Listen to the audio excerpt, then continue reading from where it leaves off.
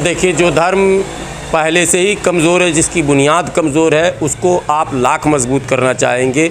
कोई व्यक्ति में अगर बीमारी लगी हुई है और बीमारी कोई पकड़ नहीं पा रहा है और उसको विटामिन दे रहा है, उसको प्रोटीन दे रहा है, उसको कार्बोहाइड्रेट दे रहा है, उसको कैल्शियम दे रहा है, भैया उसको सेहत नहीं बनेगी। पहले बीमारी पकड़नी है।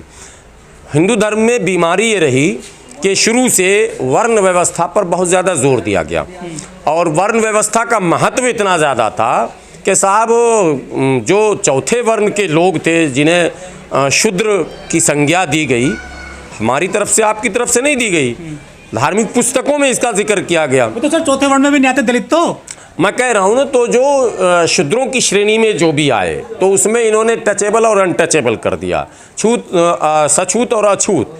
अछूतों के साथ जो व्यवहार, सामाजिक व्यवहार हुआ पिछले दिनों और आज जो हो रहा, सबसे बड़ी बात यह है कि वर्ण व्यवस्था की जड़ कितनी मजबूत है कि लोकतांत्रिक भारत में संवैधानिक व्यवस्था होने के बावजूद आज भी यदि जाति के नाम पर किसी को अगर मारा पीटा जाए, जाति के नाम पर किसी को पानी पीने से रोका जाए, जाति के नाम पर किसी को घोड़े पर चढ़ने से रोका जाए शादी में, जाति के नाम पर मोच रखने पर अगर मार दिया जाए, तो स्वाभाविक है कि उस धर्म, उस व्यवस्था का लोग विरोध करेंगे ही।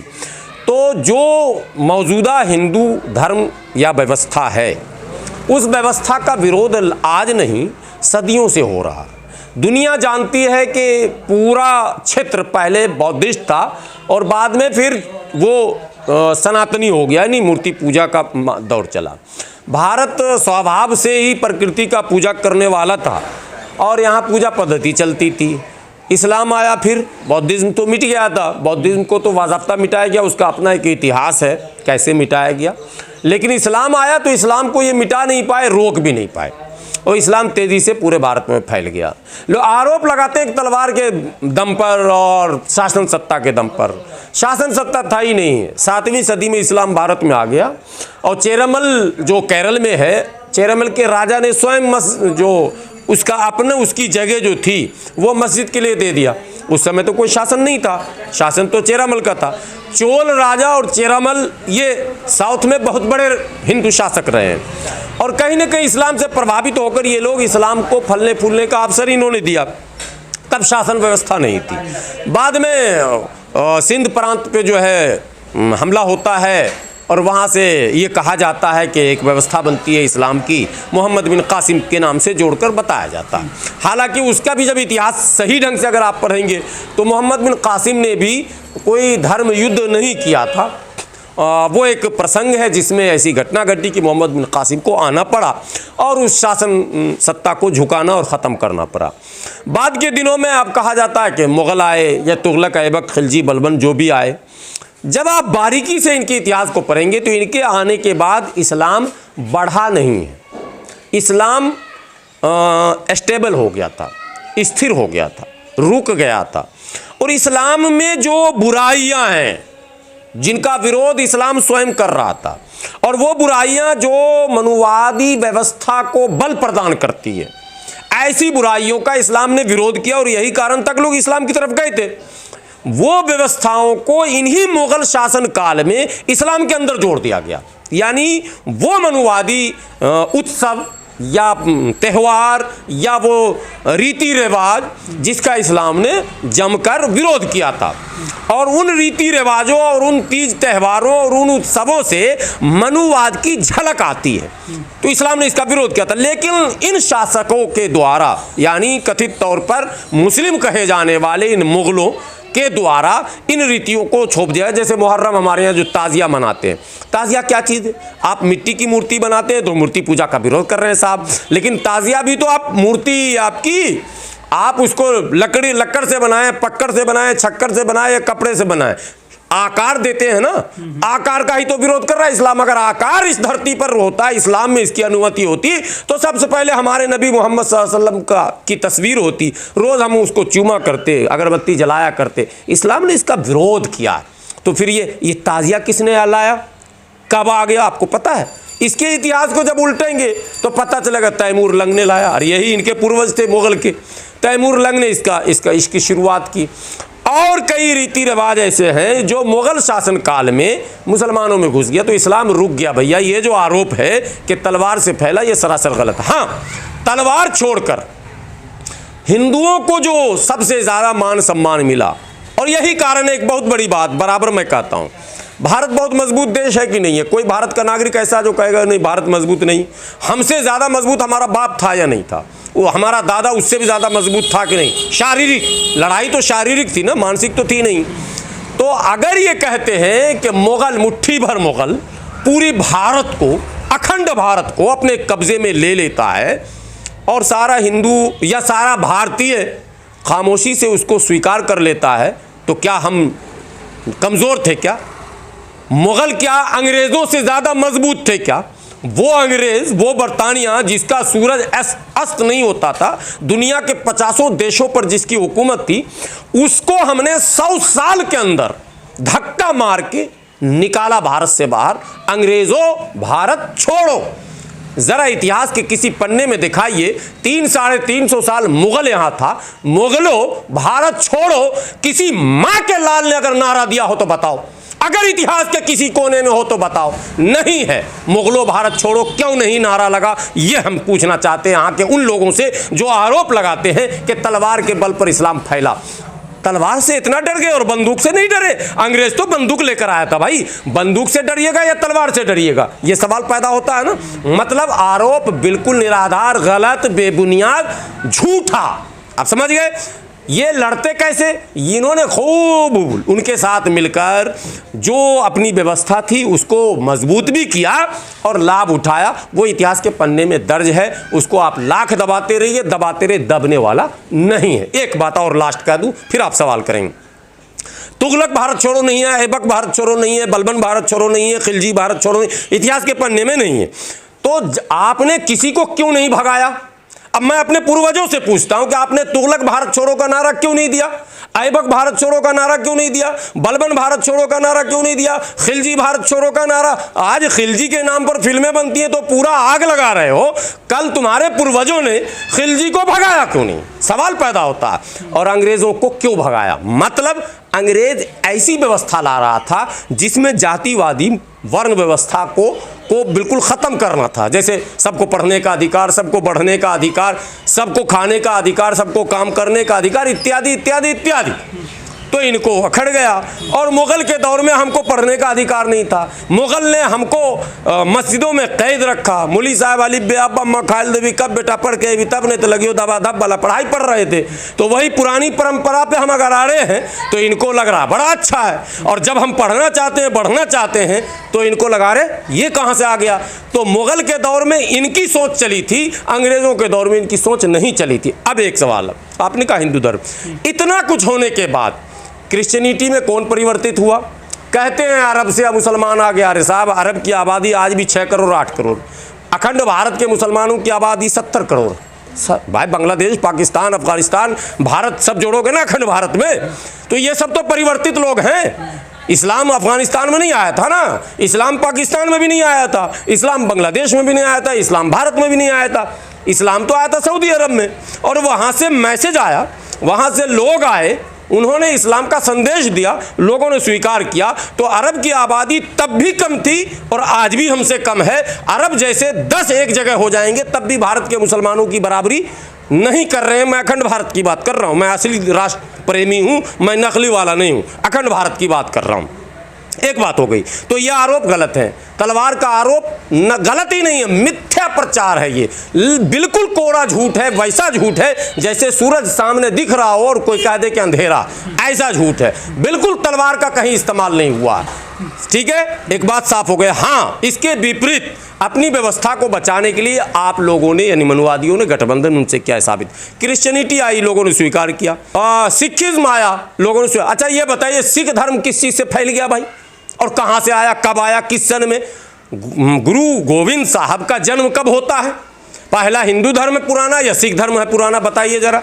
और सिख धर्म अगर नया है तो उसमें लोग कौन आए?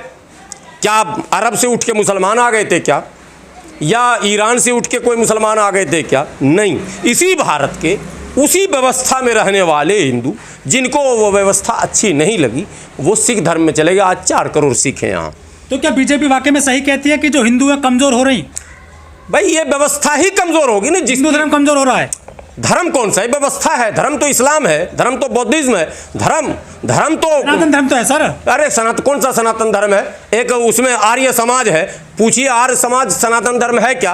आर्य समाज मूर्ति नहीं पूछता, सनातन धर्म मूर्ति पूछता। आर्य समाज वाले भी हिंदू हैं, सनातन धर्म वाले भी हिंदू। तो पहले तो हिंदू की व्याख्या कर लीजिए ना। भारत के सुप्रीम कोर्ट का 2 ऑर्डर है जिसमें उसने कहा कि हिंदू कोई धर्म नहीं है, ये एक व्यवस्था है। और जिस व्यवस्था की बुनियाद वर्ण पर और उसमें वर्ण में अछूत और उसके साथ दुर्व्यवहार हो, वहां कितने लोग टिकेंगे साहब? आपको एक बात और बता दूं, आप मोहन भागवत जी के इस बयान को बार बार कह रहे हैं कि हिंदू धर्म कमजोर हो रहा। मोहन भागवत जी ने यह भी कहा है कि जो हिंदू धर्म में जाति व्यवस्था उसको अब समाप्त कर देना चाहिए, समय आ गया। इसी दुर्गा पूजा के बखान में उन्होंने कहा है, जो विजयदशमी पे हर साल वो देते हैं। तो अब तो उनको समझ में बात आई ना भाई। लेकिन ये तब आई जब इस्लाम पर तो आरोप लगाया तलवार का, क्रिश्चियनिटी पर आरोप लगाया कि वो ब्रिटेन की महारानी का जो मलका विक्टोरिया का दम था, उस दम की बुनियाद पे लोग चले गए। लेकिन अब जो दोबारा बौद्धिज्म की तरफ लोग जाने लगे तो इनके होश उड़े। हो ये मामला में मेरी व्यवस्था में लगता कोई रुकेगा नहीं, या तो इधर जाएगा या तो इधर जाएगा या तो इधर जाएगा, यहाँ कोई नहीं रुकेगा। तो इन्होंने 2 बातें की। मुसलमान को कहते हैं इससे हमको खतरा है, और बौद्धिज्म को कहते हैं तुम जाति की वजह से जा रहे हो। जाने की कोई जरूरत नहीं, हम खत्म कर देंगे जाति व्यवस्था। तो साहब आप जाति व्यवस्था खत्म कर दीजिए और समानता ला दीजिए। यही तो बौद्धिज्म कहता है, यही तो इस्लाम कहता है, यही तो क्रिश्चियनिटी कहती। सारे धर्म तो समानता की बात करते हैं, आप भी समानता की बात कीजिए। That's all. तो इसीलिए धर्म कमजोर हो रहा है हिंदुओं का? नहीं, इसीलिए किसी लिए सारे लोग समझदार लोग समझ रहे हैं उसको, इसीलिए बोलिए या किसी लिए बोलिए या जिसी लिए बोलिए। वो व्यवस्था जिसमें लोगों में भेदभाव, ऊंच नीच, छोटा बड़ा, अगड़ा पिछड़ा और जाति के आधार पर मार पीट, जाति के आधार पर मोच नहीं रखने देंगे, जाति के आधार पर पानी पीने नहीं देंगे, जाति के आधार पर घड़ा नहीं छूने देंगे, कुआं नहीं छूने देंगे, नल नहीं छूने देंगे। तो भैया उस व्यवस्था में आज के स्वतंत्र भारत में कौन रुकने वाला है? आप बताइए। कोई नहीं रुक सकता। जिसको जहां जगह मिल रही है, स्पेस मिल रहा, भाग रहा। किसी को बौद्धिज्म मिल रहा, वहां चला जा रहा। जिसको जहां सुकून मिल रहा वहां लोग जा रहे हैं। और यह सिलसिला तब तक नहीं रुकेगा जब तक के इस व्यवस्था में परिवर्तन और बदलाव नहीं आए। मोहन भागवत जी एक इमाम साहब के यहाँ गए अपने राष्ट्रपुत्र के यहाँ। वो राष्ट्रपुत्र हैं, उन्होंने जाते के साथ राष्ट्रपिता कहा इनको। तो पिता अपने पुत्र के पास ही जा सकता है। हाँ, आदरणीय प्रधानमंत्री जी ने पसमानदाओं से भारतीय जनता पार्टी के लोगों को करीब आने का आह्वान किया है। और कुछ हमारे पसमानदा फुदकने भी लगे हैं कि अब तो मोदी जी ने कह दिया तो बस अब बेड़ा पार हो गया। तो गले को नहीं लगा रहे हैं सर ये बीजेपी के नेता? यही तो सवाल पैदा होता है कि पसमानदा मुसलमानों को भी कहाँ गले लगा रहे हैं वो। ये तो पॉलिटिकल एजेंडा है, ये तो एक शगुफा है जिससे मुसलमानों में जो एक वोट पॉलिटिक्स मुसलमानों की थी ना। आप लोग को भी बताया जाता होगा कि मुसलमानों में एक सिस्टम था, भाजपा हराने के लिए यूनाइट होकर वोट करते थे।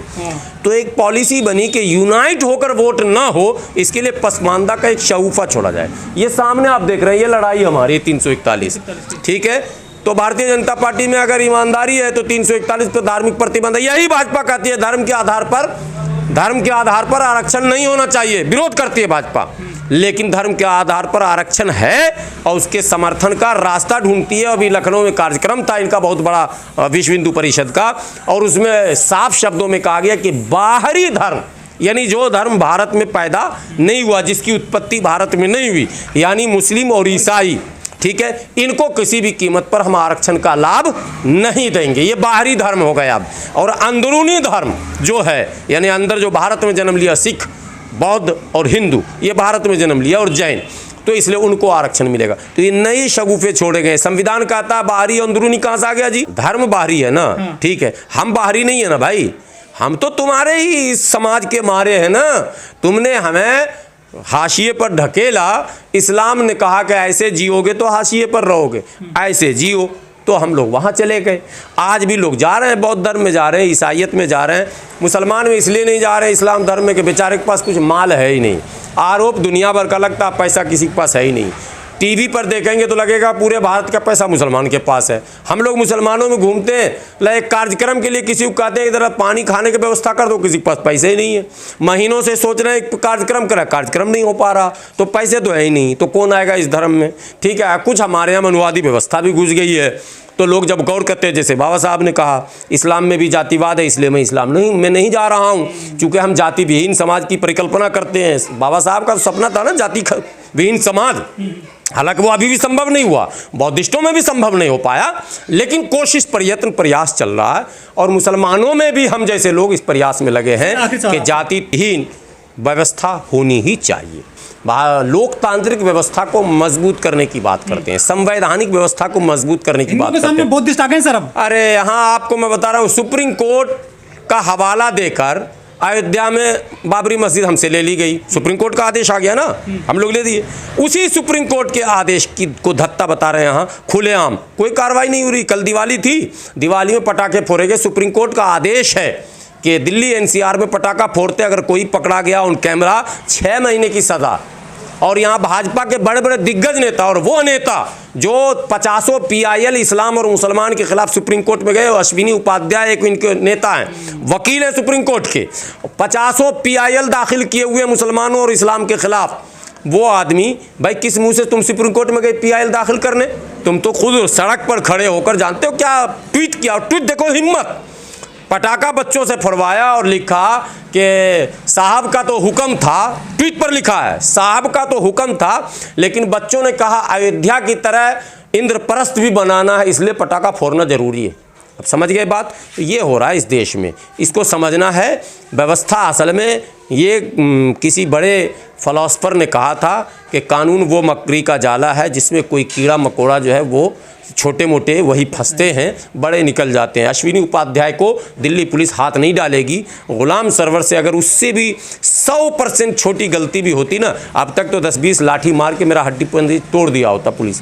क्या कीजिएगा, रहना है। यही व्यवस्था बदलने की लड़ाई हो रही है, जो ये सब ड्रामे हो रहे हैं, बौद्धिज्म में जा रहे हैं, फलाम जा रहे हैं, ये लड़ाई है, आगाज़ है। और जब तक लोग इस लड़ाई को नहीं लड़ेंगे तो ये व्यवस्था बचा भी नहीं पाएंगे।